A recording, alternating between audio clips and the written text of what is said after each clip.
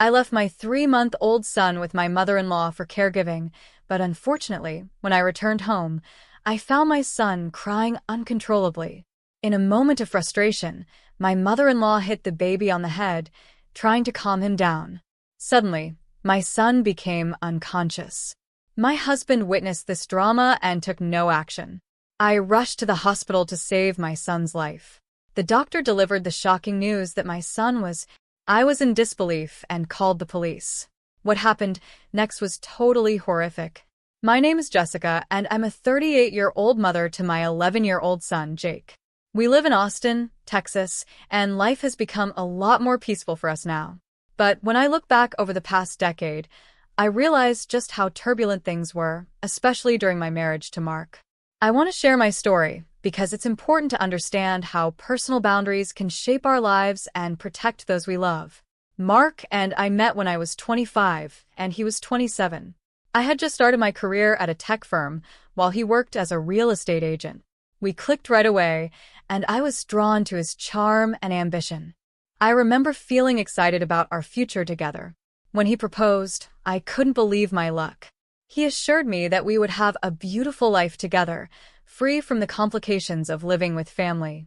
Before we got married, I brought up the subject of his mother, Susan. "Mark," I said, "are we going to be living with your mom after we get married?"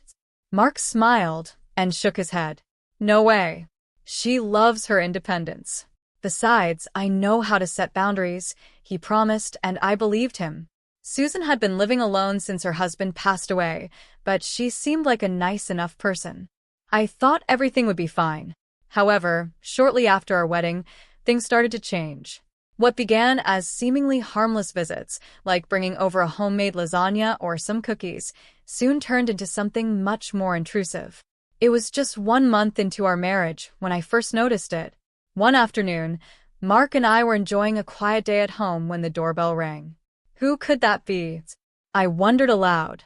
Mark shrugged, and when I opened the door, there stood Susan, beaming with a pie in her hands. "Surprise. I thought you two might enjoy some dessert."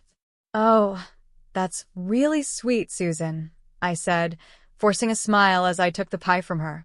But as the weeks went by, her visits became more frequent and longer. It wasn't just about dropping off food anymore. She started demanding meals, and even suggested we have dinner together every week. "You really should cook more often, Jessica," she said one evening as I prepared dinner. "I'd love to come over and help you with that." I remember feeling trapped. "Oh, that's okay, Susan. I've got it covered," I replied, trying to keep my tone light. But deep down, I was suffocating. I missed my space and my independence. I tried talking to Mark about it. "Honey, can you talk to your mom? I really need some space," I said one evening after a particularly long visit from Susan, where she had drunk more than a few glasses of wine and insisted on staying overnight. Mark just shrugged. "She's just trying to bond with you, Jess. It's not a big deal." But it is a big deal. "I need my privacy," I insisted. He promised he would have a talk with her, but nothing changed. Instead, Susan's unannounced visits increased. I often found myself pacing the floor, dreading the sound of the doorbell. Her constant presence made me anxious.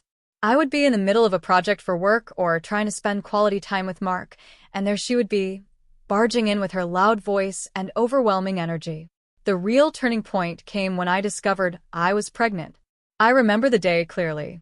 I was in the bathroom, staring at the little pink lines on the test. "Oh my God," I gasped, clutching the sink for support. My heart raced with excitement and fear. I had wanted this, but I also knew how much this would change everything. After sharing the news with Mark, he was over the moon. "We're going to be parents." "This is amazing," he exclaimed, pulling me into a tight embrace. But as the months passed and my pregnancy progressed, my concerns about Susan grew heavier. Feeling overwhelmed, I decided to move to my parents' house in Dallas for the last few weeks before Jake was born. My parents were excited and supportive, making sure I had everything I needed. "You'll be safe here, sweetheart," my mom said, rubbing my back. "You don't have to worry about a thing." Jake was born healthy, and the moment I held him in my arms, I felt a wave of love and protection wash over me. However, The bliss didn't last long. Just a day after I gave birth, Susan showed up at the hospital with a list of baby names. "I've thought of some great ones for you," she said, smiling widely. We've already decided on the name Jake," I replied, trying to keep my voice steady. "But that's not fair. I should have a say in naming my grandson," she insisted, her expression shifting from joy to irritation. "Mark, can you please talk to your mom?" I said, feeling cornered. Mark looked uncomfortable, but said nothing. As we left the hospital and returned home to Austin, I hoped for some peace, but Susan's interference continued. She started dropping by every day, disrupting Jake's naps and insisting on helping with everything. Mark didn't say much, and each day, I felt more exhausted and isolated. One evening, after another long day, I finally reached my breaking point. "Mark, I can't do this anymore," I shouted, tears streaming down my face. "I need you to stand up for us. This is our family." He looked taken aback, the weight of my words hanging in the air. "I'll talk to her," he promised again, but deep down, I knew this was far from over. I needed to find a way to protect my son and reclaim my independence. Little did I know, the worst was yet to come. As Jake grew, my worries about Susan's presence only intensified. I was constantly on edge, anticipating her next visit and how it might disrupt our lives. Each day felt like a new battle, and I was starting to feel like a prisoner in my own home. Despite my efforts to set boundaries, it seemed like nothing I said made an impact on Susan or Mark. One sunny afternoon, Jake was peacefully napping in his crib. I had just settled down with a cup of tea, grateful for the rare moment of quiet, when the doorbell rang. My heart sank. I glanced at the clock. It was just after 3 p.m. Who could it be now? I muttered under my breath, knowing exactly who it was. I opened the door, and there stood Susan, beaming with a brightly colored bag in her hands. "Hi, Jessica. I brought over some new toys for Jake," she announced, her excitement evident. "Oh, that's nice, but I really can't right now." "Jake is sleeping," I said, trying to keep my voice steady while feeling irritation boil beneath the surface. "Nonsense. A little noise won't hurt him," she replied, walking right past me into the house. I felt a knot form in my stomach as she made her way to Jake's room. "Wait. Susan, please don't wake him," I pleaded, rushing after her. But it was too late. Susan had already opened the door, and Jake stirred awake at the sight of her. "Hi, sweetie. Grandma brought you some toys," she said, her voice too loud for the sleepy room. "Mom," I exclaimed, stepping in front of her. "Can you please be more considerate? He needs his rest." Susan's smile faltered, but she quickly regained her composure. "I'm just trying to help. You should let me take care of him once in a while, you know?" I felt my patience wearing thin. "I appreciate your help, but I need you to respect our routine," I said firmly. But Susan just brushed off my concerns with a wave of her hand. The tension in the room thickened, and I could feel my heart racing. "This isn't just about toys or visits.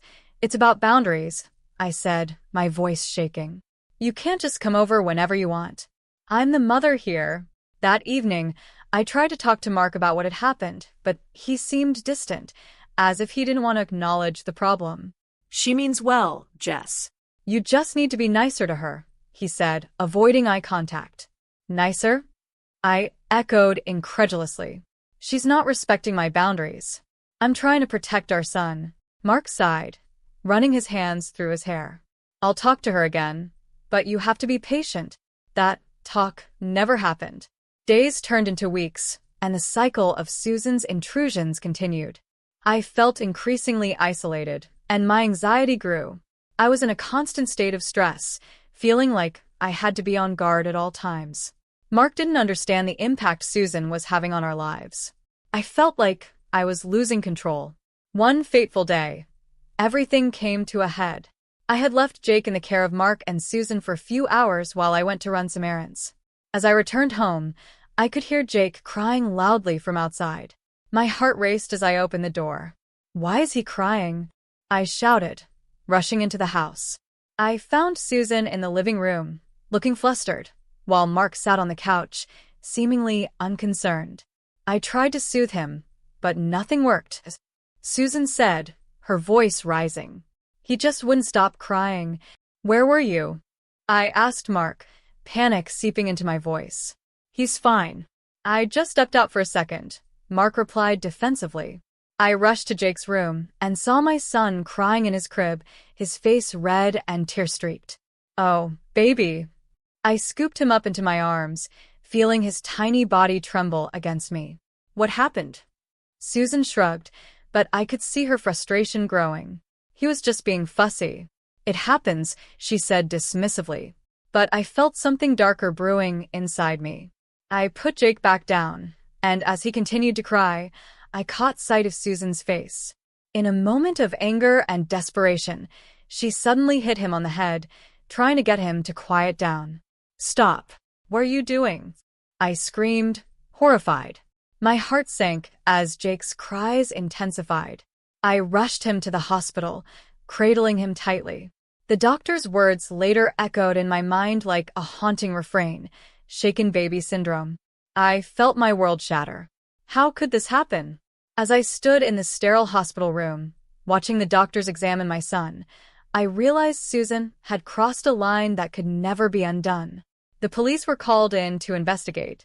Susan tried to lie, claiming Jake had fallen out of the crib, but I knew the truth. In that moment, everything changed. I was determined to protect my son at all costs. The chaos in my life had reached a breaking point, and I knew I had to take action. The hospital room felt suffocating as I sat beside Jake, watching the doctors work to assess the damage. My heart raced with worry. I couldn't shake the fear that Susan had done irreparable harm. After what felt like hours, the doctor finally came to speak with me. Your son is stable, he said, his expression serious but gentle. However, he does show signs consistent with shaken baby syndrome. We'll monitor him closely. I felt a wave of relief wash over me, but it was quickly replaced by anger and confusion. How could this happen? I demanded, my voice trembling. Why did she do this? The doctor didn't have answers. He simply advised me to stay close and monitor Jake's behavior. As I held him in my arms, I felt a rush of protectiveness. I would do anything to keep him safe from harm, even if that meant confronting the very person who had caused this pain. That evening, I returned home, my heart heavy with dread. I knew I needed to face Susan, but the thought of it made my stomach churn. When I walked through the door, Mark was waiting for me, looking pale and anxious. Is Jake okay? He asked, his voice shaky. He's stable, but I can't believe what happened, I said, anger bubbling inside me. Susan needs to be held accountable for what she did. Jessica, please, let's not jump to conclusions, Mark said, trying to calm me. You know she didn't mean to hurt him. Didn't mean to hurt him? I shot back. She hit our baby. You can't just excuse that behavior. My voice rose, fueled by the emotions I could no longer contain. Mark looked down, guilt washing over him. I'll talk to her. I promise. Just give me some time. Time. That was something I felt I no longer had. The following day, I learned that Susan had been arrested. The police had gathered enough evidence to charge her with violating Jake's safety and causing harm.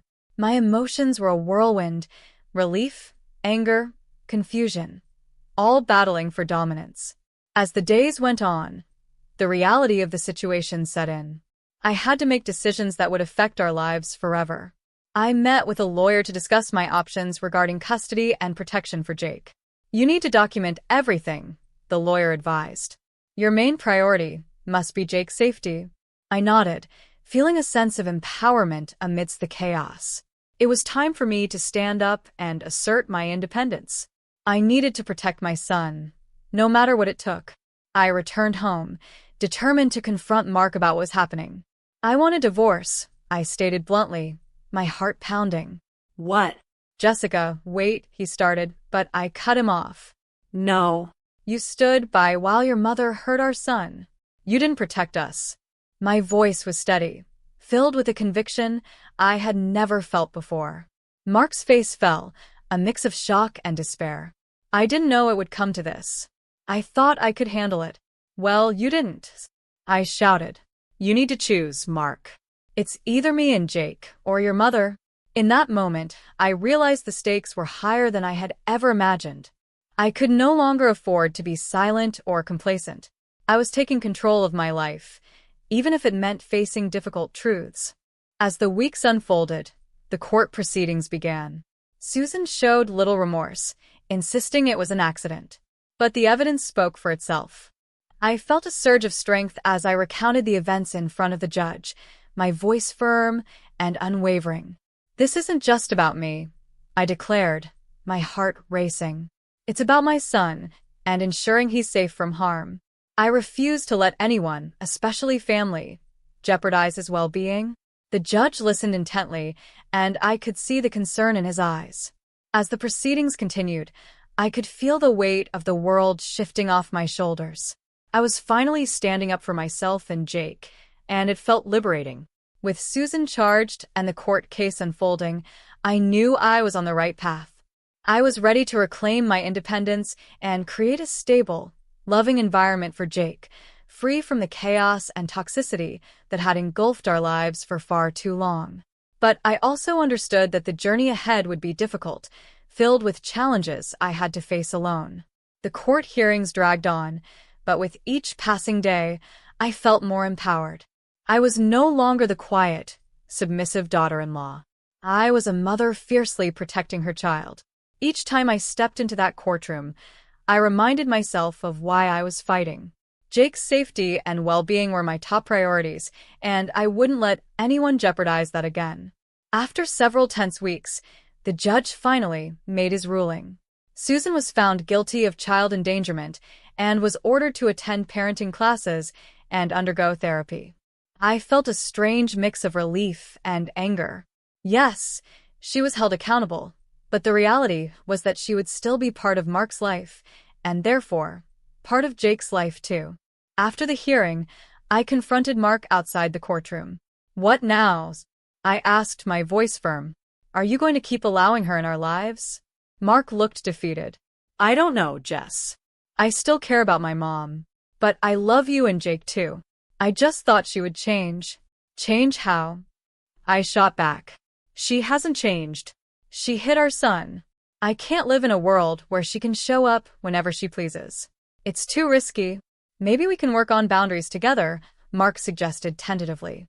"I can talk to her, make sure she understands." Talk?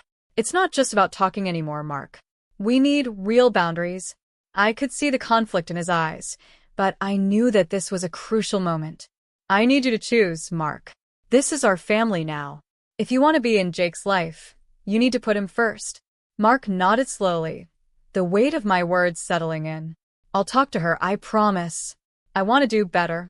I took a deep breath, feeling a mixture of hope and skepticism. "That's all I can ask for. But I need you to mean it. No more excuses." Over the next few weeks, we began establishing those boundaries. Mark did talk to Susan, and to my surprise, she respected his wishes for a while. It was a small victory, but it felt monumental. Slowly, I started to regain control over my life, my home, and most importantly, my son. As the months passed, I focused on creating a stable and loving environment for Jake. I enrolled him in a new school, and he blossomed in the supportive atmosphere. Seeing him thrive was the best reward for my efforts. Every smile on his face reminded me why I had fought so hard. One evening, as we sat together, Jake looked up at me and asked, "Mom, why doesn't Grandma visit anymore?" I took a moment, choosing my words carefully. "Grandma is learning how to be a better person. We want to make sure everyone is safe and happy." He nodded, accepting my answer, and that filled my heart with relief. I was doing it. I was building a life free from fear and anxiety, a life where Jake could grow up without the shadow of overbearing family interference. Eventually, I decided to file for divorce. It was bittersweet, but I knew it was the right decision. Mark and I had shared good moments, but those were overshadowed by the chaos his mother had brought into our lives. After the divorce was finalized, I felt an overwhelming sense of freedom wash over me. I was ready to embrace my new life, one that was solely focused on me and Jake. We moved into a cozy apartment where we could create our own memories, without any outside interference. As we sat on the couch one night, watching a movie together, I realized that I had finally reclaimed my independence. I was a mother, a strong woman who had faced adversity and come out the other side. I had set boundaries and fought for my son's safety. In that moment, I knew we were on the path to a brighter future, one filled with love, laughter, and the peace we had always deserved.